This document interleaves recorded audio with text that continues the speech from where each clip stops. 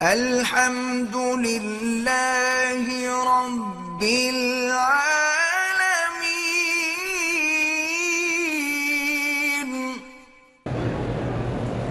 نانا میری دادی کا بھائی ہے، نانا نے اپنی بہن کی جائیداد پہ قبضہ کیا ہوا ہے۔ میرا بھائی گزارش یہ ہے کہ آج کل تو حالات ایسے ہیں جو زور والے ہیں وہ قبضہ کیے ہوئے ہیں، آپ اللہ کے آگے روزانہ 2 رکعت نماز پڑھ کے حسبنا اللہ و نعم الوکیل 500 دفعہ پڑھا کریں، یا اللہ تعالیٰ یہ مسئلہ حل فرماتے ہیں، انشاءاللہ ہو جائے گا۔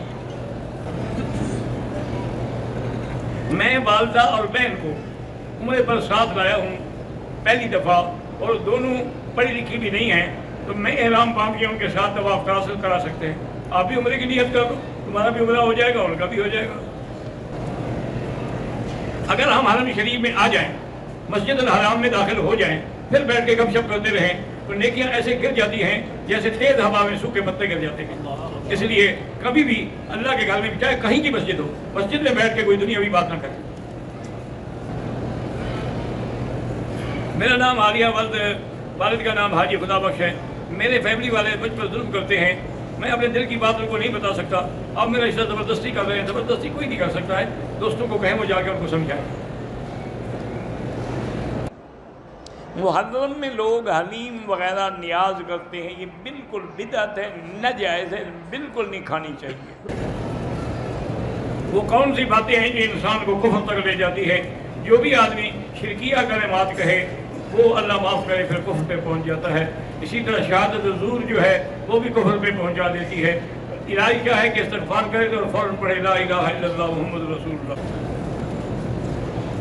امام کعبہ پیچھے نہیں ہوتے میرا بھائی، چونکہ یہاں کا ہمارے ملک میں تو کعبے کی ایک سمت ہے، یہاں 4 ہیں، ادھر سے ہے، ادھر سے ہے، ادھر سے ہے، ادھر سے۔ امام جس طرف ہے اس کے آگے باقاعدہ حاجز ہے، سترہ ہے، سب کچھ ہے، ہم اس طرف آگے ہوتے ہیں، تو کوئی حرج نہیں ہے۔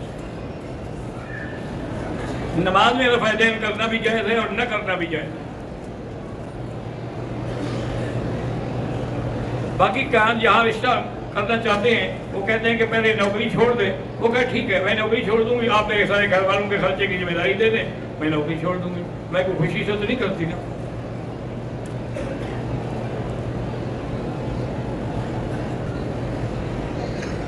بھائی مریم بوٹی وغیرہ ہم تو جانتے نہیں، کیسے آپ کو بتائیں؟ لوگ کہتے ہیں کہ وہ لے جاتے ہیں تو پھر پتہ نہیں اولاد ہو جاتی۔ اگر ایسی بات ہو تو مکے مدینے میں تو کوئی لاولد نہ ہونا، مریم بوٹی جا کے لے آئے، 2 جبل احد پر تو کھڑی ہے۔ یہ سب باتیں ہیں لوگوں کو دھوکہ دینے کی اور کچھ نہیں۔ پاکستان میں جان یا مال یا گاڑی کی انشورنس کرا سکتے ہیں۔ گزارش یہ ہے کہ تکافل کا نظام ہے، بعض اسلامی بینکوں نے رکھا ہوا ہے، ان کے پاس جا کے کرا رہے ہیں۔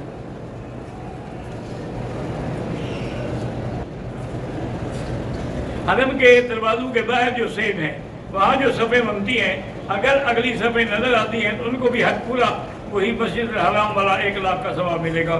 واللہ اعلم۔ عمرے کی نیت کے بغیر ہم احرام باندھ کے مقام میں جائیں، پر شریعت میں تو جائز نہیں ہے، باقی تم جانو۔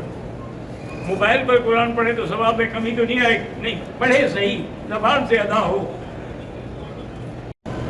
میرا نام مصطفیٰ ہے، میری بیٹی کا انتقال ہو گیا ہے، تو انا للہ و انا الیہ راجعون۔ حضور نے فرمایا کہ جب آپ کا کوئی آدمی فوت ہو تو میری موت کو یاد کر دیا کرو، کہ اگر کوئی موت سے بچتا تو حضور بچ جاتے، تو جب حضور پہ موت آ گئی ہے تو تمہارا ہمارا کیا مقام ہے؟ اور یہی پڑھا کرو کہ انا للہ و انا الیہ راجعون، اس کے اسی سے انشاءاللہ تسلی بھی ملے گی، غم بھی ہلکا ہوگا۔